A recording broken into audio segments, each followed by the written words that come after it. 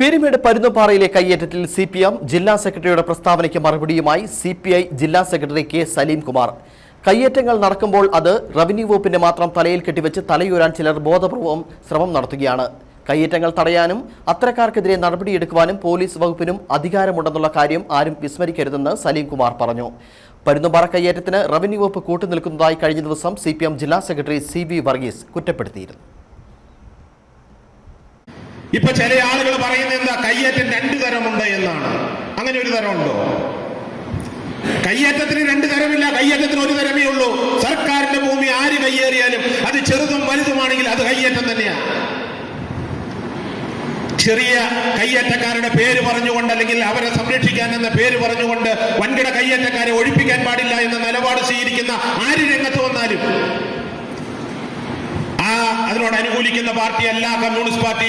അത് ചെറുതായാലും വലുതായാലും എല്ലാ കയ്യേറ്റങ്ങളും ഒഴിപ്പിക്കണമെന്ന നിലപാടാണ് നമുക്കുള്ളത്. അതുകൊണ്ട് കയ്യേറ്റത്തെ രണ്ടു തരമായി കാണണ്ട. കയ്യേറ്റം ഒരു തരം മാത്രമേ ഉള്ളൂ. അത് ചെറുതായി കയറിയാലും വലുതായി കയറിയാലും സർക്കാരിന്റെ ഭൂമി കയ്യേറിയത് തന്നെയാണ്. എന്താണ് കയ്യേറ്റക്കാരുമായി ബന്ധപ്പെട്ടുള്ള ചർച്ച ഉയർന്നു വരുമ്പോൾ ചില ആളുകൾ പറയുന്നത് എന്താ, റവന്യൂ വകുപ്പിന് കുഴപ്പം, റവന്യൂ വകുപ്പിലെ ഉദ്യോഗസ്ഥന്മാര് മൊത്തം അഴിമതിക്കാര്, റവന്യൂ മന്ത്രി കുഴപ്പക്കാരൻ, റവന്യൂ മന്ത്രി പാർട്ടിക്കാര്, അവരും കുഴപ്പക്കാര്. ഇതല്ലേ ഇപ്പൊ ഇവിടെ പ്രചരിപ്പിക്കുന്നത്? അങ്ങനെയല്ലേ ഇപ്പൊ നമ്മുടെ ജില്ലയിൽ ചർച്ച നടക്കുന്നത്? റവന്യൂ വകുപ്പിലെ ചില ഉദ്യോഗസ്ഥന്മാര് വഴിവിട്ട് സഹായിക്കുന്നവന്മാരുണ്ട് എന്ന കാര്യത്തിൽ സംശയമൊന്നുമില്ല. ആ ആളുകളുടെ പേര് കർശനമായ നടപടി സ്വീകരിക്കണമെന്ന നിലപാടുള്ള പാർട്ടിയാണ് കമ്മ്യൂണിസ്റ്റ് പാർട്ടി. ആ നിലപാട് സ്വീകരിക്കുന്നതിന്റെ ഭാഗമായിട്ടാണ് കേരളത്തിന്റെ റവന്യൂ വകുപ്പ് മന്ത്രി ഈ ജില്ലയിലെ പല ഉദ്യോഗസ്ഥന്മാരുടെ പേരിൽ നടപടിയെടുത്തതും സസ്പെൻഡ് ചെയ്തതും സ്ഥലം മാറ്റിയതും അടക്കമുള്ള നടപടി സ്വീകരിച്ചത്.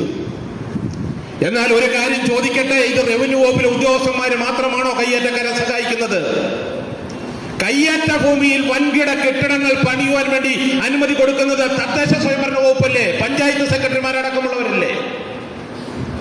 എന്തിനാ ആരും മിണ്ടാത്തത്? ഈ നാട്ടിൽ എന്ത് നടന്നാലും അറിയുന്ന ഒരു ഡിപ്പാർട്ട്മെന്റ് ഉണ്ട്. ആ ഡിപ്പാർട്ട്മെന്റിന്റെ പേര് എന്ന് പറയുന്നത് പോലീസ് ഡിപ്പാർട്ട്മെന്റ് എന്നാണ്. എന്തേ കയ്യേറ്റം നടക്കുന്ന കാര്യം പോലീസ് അറിയുന്നില്ലേ? നിയമവിരുദ്ധ പ്രവർത്തനം ആര് നടത്തിയാലും അത് തടയാൻ ഉത്തരവാദിത്വമുണ്ട് പോലീസിന്. പക്ഷേ അവരെല്ലാം മാറ്റി നിർത്തി ഇതിന്റെ എല്ലാം പൂർണ്ണമായ ഉത്തരവാദിത്വം CPI ഏറ്റെടുക്കണമെന്ന നിലയിലേക്കാണ് ചില കേന്ദ്രങ്ങളിൽ നിന്നുമുള്ള ചർച്ചകൾ ഉണ്ടാകുന്നത്.